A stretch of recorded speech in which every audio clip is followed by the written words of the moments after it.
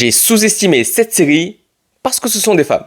Pour sortir de leur galère, 5 femmes s'unissent pour braquer une banque déguisée en homme. Après leurs méfaits et quelques récidives, politiques, policiers et gangsters se lancent à leur poursuite. Alors évidemment, ce n'est pas parce que c'est une série avec des femmes que je n'en attendais rien, mais déjà, une série Netflix française, on a forcément des a priori.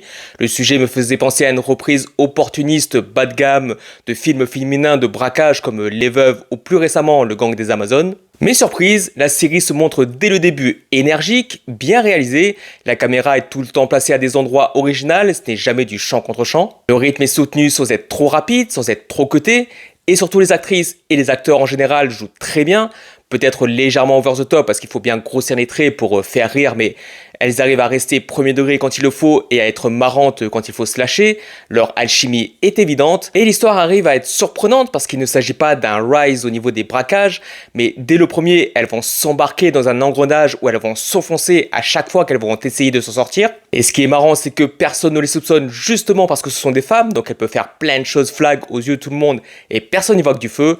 La misogynie leur sert bien. Et elles ne sont pas parfaites non plus, elles sont aussi courageuses que teubées des fois, et c'est ça qui fonctionne. C'est 8 épisodes vraiment marrants, divertissants, feel good avec plein de rebondissements, ou en couleur et de la bonne musique. J'espère qu'il y aura une saison 2.